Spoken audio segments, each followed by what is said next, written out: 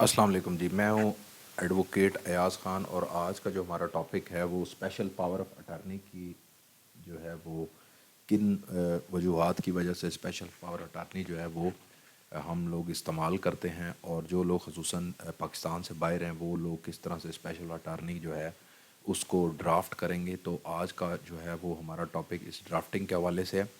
और मैं यहाँ पे मेंशन कर दूँ कि ये जो ड्राफ्ट है ये बेसिकली कोर्ट की अपीयरेंस के लिए है। जब भी आपका कोई लिटिगेशन चल रही होती है पाकिस्तान में और आप ख़ुद वहाँ पे अवेलेबल नहीं होते, तो आप एक स्पेशल पावर अटारनी जो है वो किसी भी दोस्त अहबाब या अकारिब के नाम पे बना के भेजते हैं।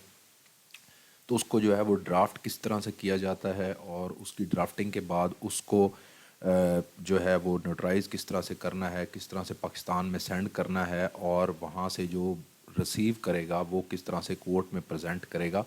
तो आज हम इस पे बात करते हैं। सबसे पहले अगर देखा जाए तो ये स्पेशल पावर ऑफ अटारनी जो है बेसिकली अटारनी दो किस्म के हैं, एक स्पेशल है एक जर्नल है।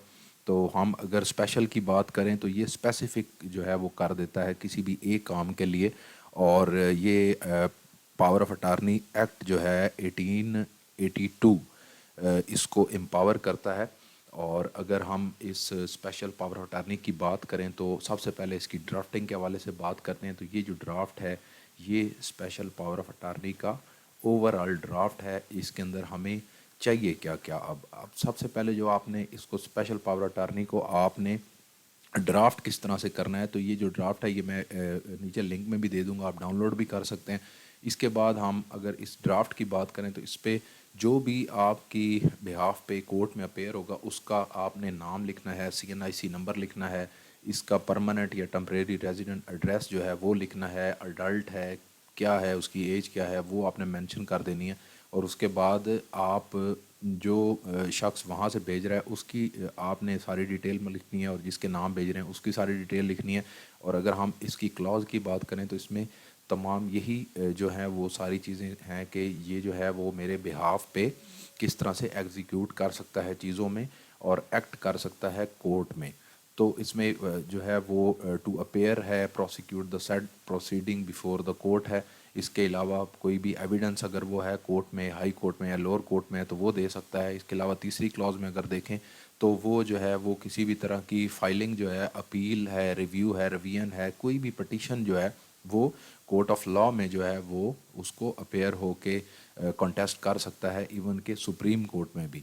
इसके अलावा अगर हम चौथे क्लॉज की बात करें तो इसमें जो है वो किसी भी तरह की कॉन्ट्रैक्ट ड्राफ्टिंग है, प्लेन ड्राफ्टिंग है, उसको आप एक अथॉरिटी दे रहे हैं कि वो उसको साइन भी कर सकता है। किसी भी तरह के कोई एफिडेविट अगर करना है, रिटर्न स्टेटमेंट देनी है, कोई ऑब्जेक्शन फाइल करनी है या कोई अपील है।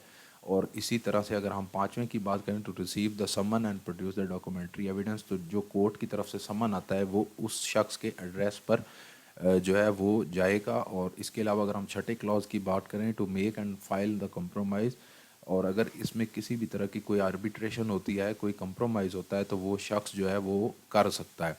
इसके अलावा कोई भी कोर्ट फ़ीस है, कोई भी विड्रॉ करनी है अमाउंट या डिपॉजिट करनी है, जिस तरह की कोर्ट फ़ीस है, किसी प्रॉपर्टी का मैटर है, तो वो इन सारी चीज़ों को कर सकता है। इसी तरह से इसको हम ड्राफ्ट करेंगे। इसके अलावा इसमें आपको दो जो है वो विटनेस चाहिए होंगे, जो कि विटनेस आपने यहाँ पे मेंशन कर देने। और इसके बाद आपने इन इस ड्राफ्ट को जो है वो बना के पाकिस्तान में भेज देना है। और इस ड्राफ्ट को जो है आप नोटराइज़ करवाएंगे एम्बेसी ऑफ पाकिस्तान, जो उस मुल्क में है पाकिस्तान की एम्बेसी, वहाँ से। और फिर ये हार्ड कॉपी जो है आप भेजेंगे जो पाकिस्तान में शख्स अवेलेबल है उसको।